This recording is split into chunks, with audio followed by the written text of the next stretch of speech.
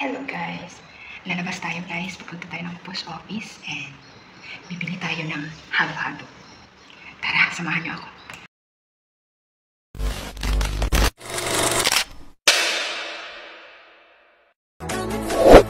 One eternity later.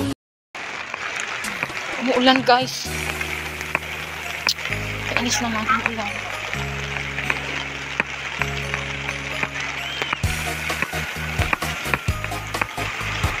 Kasi napunta pa ako ng 7-Eleven. Tapos pupunta pa ako ng post office. Anong oras na? Last stretch. Kainis mo. Ano guys? Hello guys, umuulan. Grabe, promise. Ilang buwan ng ulan dito.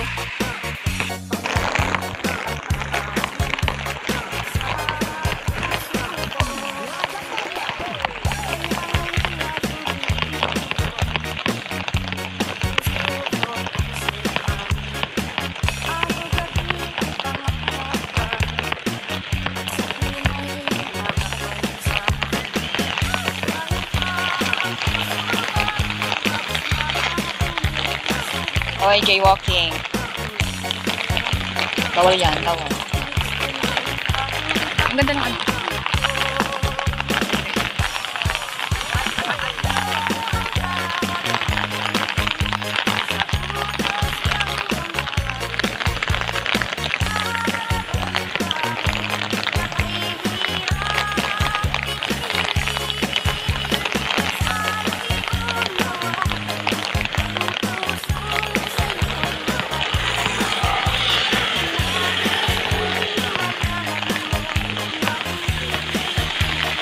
Tayo para iwas ulan. Kasi pag doon tayo, ulan ng ulan, hindi ako makapag-taping.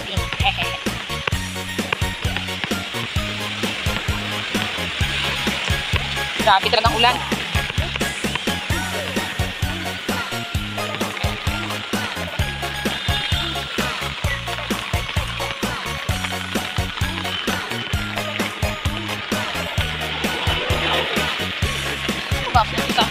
Punta pa ba ako nito sa post office? Diretsuhin ko na. Plano na kasi. Sunod na araw na lang yung brokers. Magbabayad sana ako ng brokers fee. At magbabayad sa kaibigan ko. Pero kasi nakalimutan ko yung resibo. Bukas may brokers fee. Layo pa naman ang post office guys. Sabi na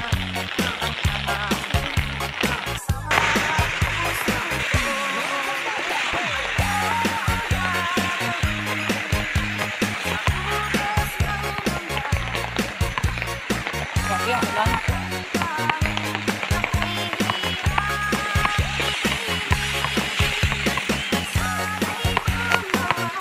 Pag uwi ko mamaya, dito na lang ako.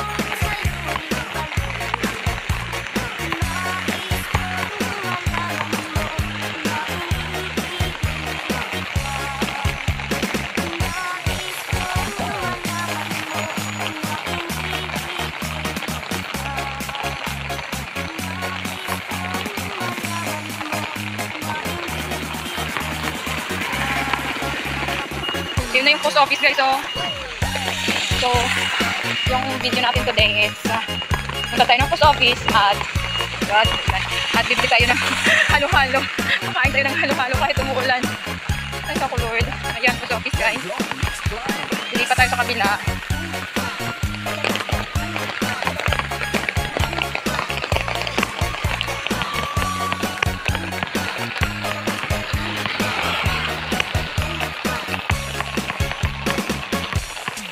My God.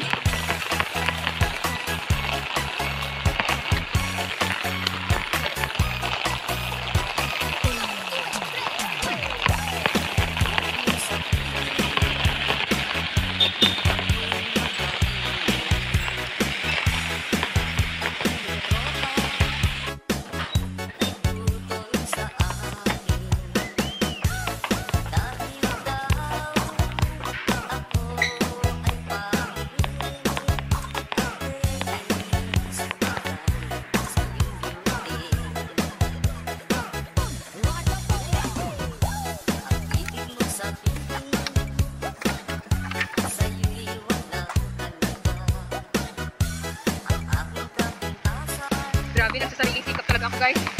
Wala kasi tayong bala.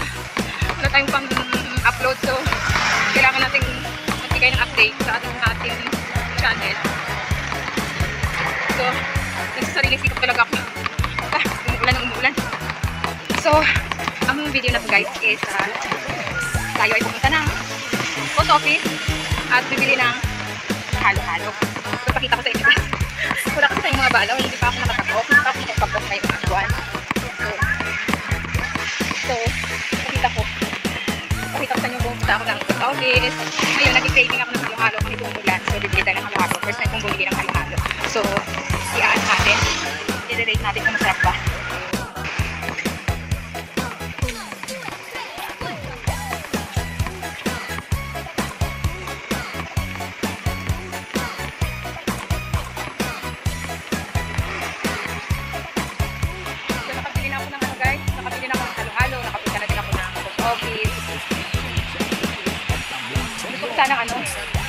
Sanang kainin yung halo-halo at i-rate doon sa park pero umuulan.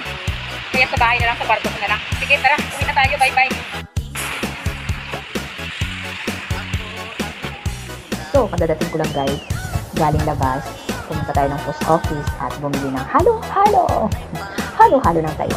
Anyway, titikman natin guys yung halo-halo ba ay masarap o hindi. Or ito ba ay lasang Taiwan or lasang Pilipinas. Ito pakita ko sa inyo guys. Tinake out ko na lang kasi umuulan, grabe ulan. Almost 1 month na or magto 2 months na nang umuulan. Tapos gusto ko sanang kainin doon, i-dine in doon or i-take out papuntang park doon ako kakain.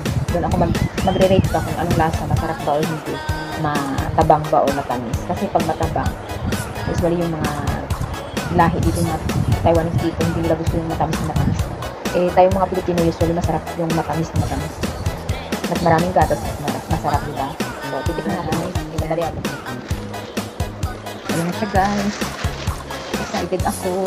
Ano talaga sila nagpadala sila ng ice. Nalusaw na nga. Kasi nga, naglakad ako. Medyo mahaba-habang lakad yan. Tapos ito.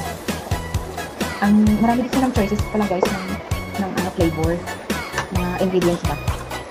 So, ang pinili ko parang mangga ata yun. Tapos niyog, tapos tofu. Niyog ba ito? Tapos ubi. 4 kasi yung ingredients na dapat na i-combine. Wala silang nilalagay na batas guys. So, kumuha ako ng tofu. Buto nga lang, kumuha ako ng tofu. Ayan. Ayan guys. Isang dali, picture muna natin. Mainit. Ayan o. Ano ba ito yung bato? Hindi ko alam kung ano ito. Hindi siya yun. Hindi ko alam. Ano ito? Ayan. Ayang haba, tapos tofu, tapos ito ubi ata ito.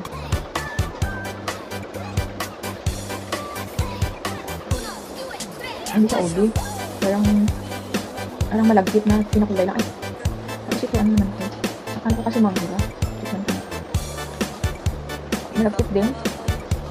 Na pinakulay lang. Ang totoo ko. Ayan guys. Yan ang halo-halo nila.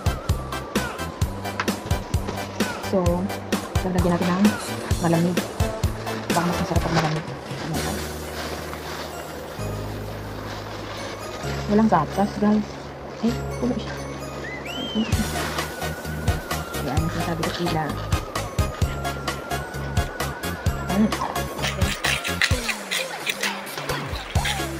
Ang dami ng ice nila guys. Parang gusto ko pa rin yung halo-halo na Pilipinas guys.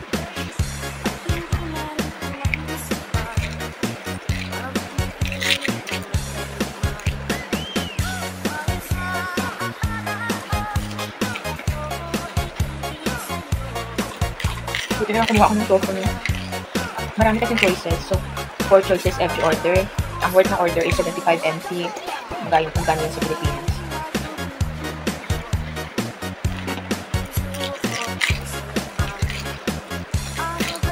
Masarap din. Hindi lang siya tulad ng sa Pilipinas na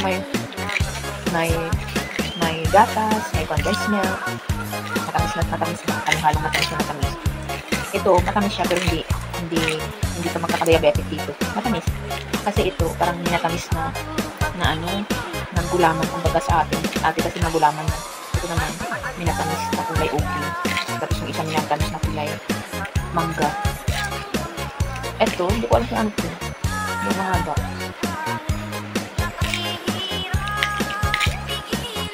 curious kasi ako sa mahaba, kaya kinuha ko. Hindi na natin damihan ng ice para hindi tayo maubos.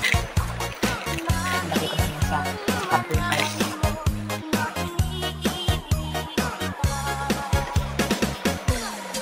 So, nakain ko na kanina pa.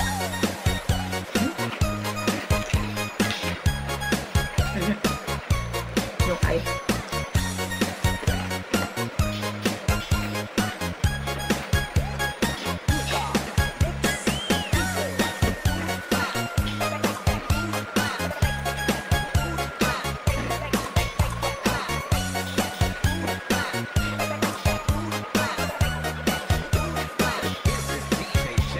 Pero kanina, sabi nung nagbibenta, cashier, pwede daw hot or cold. So, natakot ang kumuha ng hot, tsaka i-hot nila ba? Hindi kinuha ko ice, hindi ko ice. Next time yung kainin ko naman hot. Titignan natin kung ano ba yun. Mas iba na ng flavor. Titignan natin. It's worth 75 guys. 75 ang worth niya. 75 NT. So, ngayon, ang NT, 1 NT is 1.8. Mataas ngayon yung rate. Mababa yung ekonomiya ng Pilipinas na mataas yung dollar rate. Pag mababa yung dollar rate, maganda yung ekonomiya ng Pilipinas. So, 75 times 1.8. 138 pesos guys. 138 pesos. Minsan kasi yung rate dito bumababa din. Nagiging 1.5, 1.6. So, nakadepende talaga yung presyo pag mataas, hindi maganda.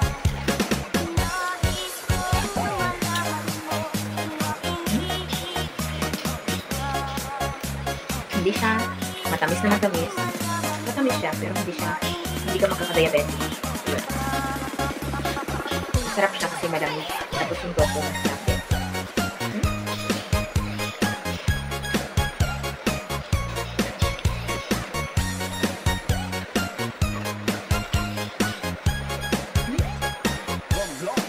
Ano pala nakakalimutan ko guys, yung rate pala no, kasi nasabi ko i-rate natin no. So, out of 10, ang rate ko is 8. Gusto ko pa rin yung sariling ating halo-halo guys. Gusto ko pa rin yung Filipino halo-halo. So, mas masarap talaga yung atin no. Purya buyag. Totoo yun, mas masarap. Matamis naman siya, pero ewan ko ba, mas bet ko pa rin yung atin. So, maraming salamat. Stay healthy guys and mabuhay tayong lahat.